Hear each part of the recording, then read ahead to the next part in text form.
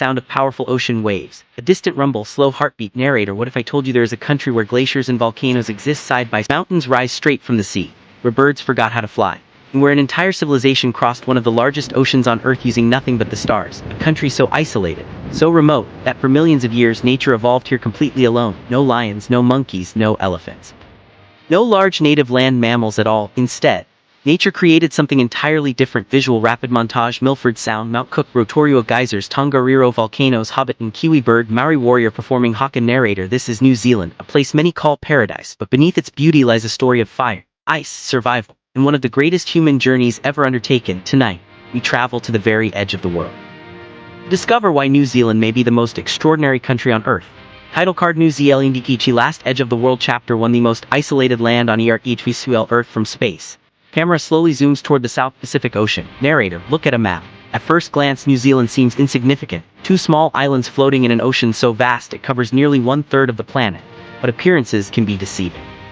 Because isolation changes everything. Millions of years ago, New Zealand broke away from an ancient supercontinent. Then it drifted alone for tens of millions of years, separated from the rest of the world, cut off from other ecosystems, cut off from predators, cut off from competition. And during that isolation, nature began conducting one of its greatest experiments. Visual: ancient forests, birds, rare wildlife. Narrator: while mammals dominated much of the planet, birds became rulers here. Some grew enormous, others lost the ability to fly altogether. Evolution followed a path found nowhere else on Earth. Even today, scientists continue discovering species that exist nowhere beyond these islands. New Zealand isn't just a country. It's a living museum of evolution. Chapter 2: the people who found the IMPOSSIBLVSUL night sky. Stars reflecting on ocean water. Ancient Polynesian canoe crossing waves. Narrator: around 1,000 years ago, something extraordinary happened. Human beings arrived. But unlike most migrations in history, these people didn't follow roads, they didn't cross land bridges, they crossed an ocean, thousands of kilometers of open Pacific Ocean, without compasses, without engines, without modern maps. Visual: Polynesian navigator studying stars, ocean swells, bird movements, cloud formations. Narrator: using only the stars, the wind, the waves. And generations of knowledge passed through memory. The ancestors of the Maori located tiny islands hidden in the world's largest ocean. It remains one of humanity's greatest navigational achievements. When they arrived, they named this land Aotearoa, the land of the long white cloud. Name still used today. Chapter 3: WHERE the Earth is ALIVVSUL. Rotorua geothermal area. Steam rising, mud pools bubbling. Narrator: most countries appear stable, permanent, unchanging. New Zealand is different because beneath these islands, the Earth is constantly moving. Visual animation showing tectonic plates colliding. Narrator: New Zealand sits directly on the boundary of two massive tectonic plates, Pacific Plate and the Australian Plate. Every second, those plates push against each other. The result is a landscape born from violence: volcanoes, earthquakes, mountains, geysers, and some of the most spectacular geothermal features on Earth. Visual: Pohutu geyser erupts.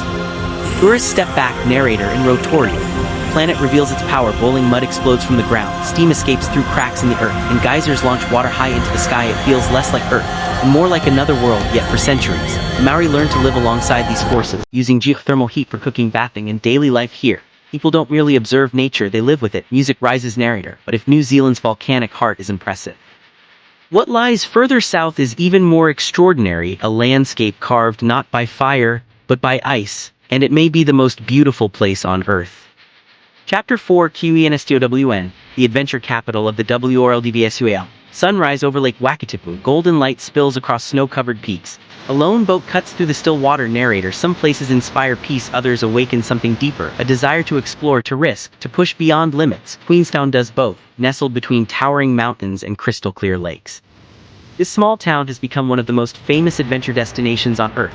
Visual: bungee jumper steps onto platform, wind rushing, silence, then the leap. Narrator: in 1988, a simple idea changed tourism forever. What if people willingly jumped off a bridge? The world thought it was madness. Yet from a single bridge above the Kawarau River, a modern bungee jumping industry was born. Visual: skydivers falling through clouds, jet boats racing through narrow canyons, paragliders soaring above valleys. Narrator: today, people come here to fly, to dive, to climb, to leap into the unknown, because in Queenstown, adventure isn't an activity, it's a way of life. Visual: evening falls over the lake, mountains reflected perfectly in still water. Narrator: yet beyond the adrenaline, there is another side to Queenstown, one of silence, of beauty, of landscapes so perfect they seem imagined. And just beyond these mountains lies one of the greatest natural wonders on Earth. Chapter 5: Milford Sound, the 8th WNDRVCL road winding through Fiordland National Park. Dense rainforest, low clouds, waterfalls cascading down cliffs. Narrator: the journey to Milford Sound begins long before the destination, through valleys carved by ancient glaciers, across landscapes untouched by time, and into one of the last true wildernesses on Earth. Visual first reveal of Milford Sound.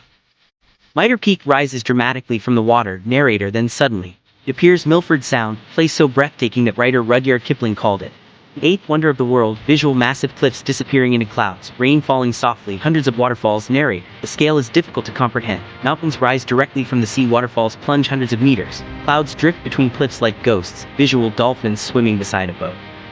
Fur seals resting on rocks. Narrator, life thrives here. Dolphins glide through dark waters. Fur seals bask on isolated rocks and beneath the surface.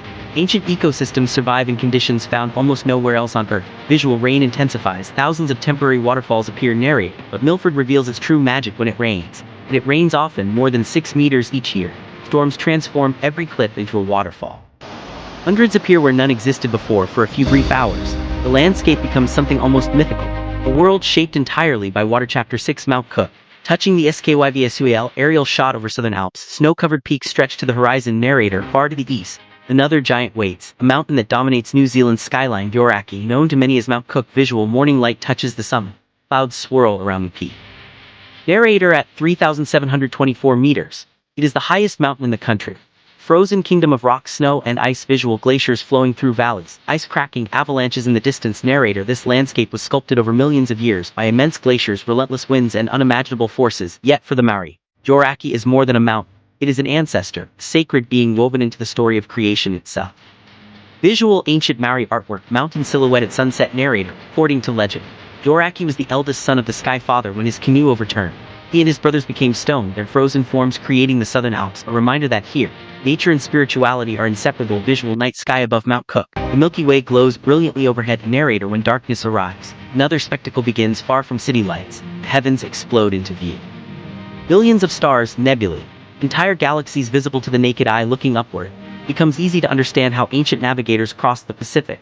Sky itself became their map. Chapter 7. The legends of the Māori. Visual, ocean waves crash against rugged coastline. Traditional waka canoe glides through morning mist. Narrator, to understand New Zealand, you must understand its first people, the Māori. For centuries, their stories have been carried through songs, carvings, ceremonies, and memory. Visual, traditional meeting house, intricate carvings, elders speaking. Narrator, these are not merely legends, they are living histories, connections between people and land, past and present. Visual, young warriors perform haka, powerful chants echo. Narrator, perhaps nothing represents Māori identity more powerfully than the haka, often misunderstood as a war dance.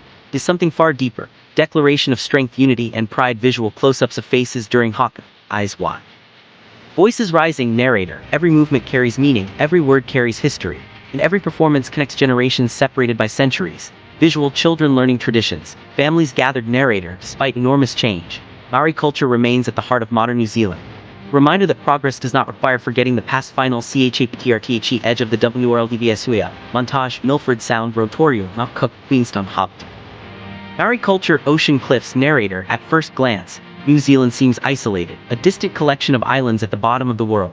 But isolation created something extraordinary, a place where nature still dominates, where mountains shape identity, where ancient traditions remain alive, and where adventure waits beyond every horizon. Visual, slow aerial flight over coastline at sunset. Golden light reflects across the Pacific Ocean. Narrator, in an age when so much of our world feels familiar, New Zealand still feels like discovery. A land where volcanoes breathe, glaciers move, forests whisper ancient stories, and the ocean stretches endlessly toward the horizon. Visual, clouds drifting above mountains. Final cinematic shots. Narrator, perhaps that is why travelers leave changed, not because they visited another country, because they experienced another way of seeing the world, a place where nature remains untamed, where history lives in the landscape, and where the wild still outnumbers the tame. Visual, the long white cloud drifting across distant mountains. Narrator, Tongariro, the land of the long white cloud, the last edge of the world, and one of Earth's greatest wonders, fade to black.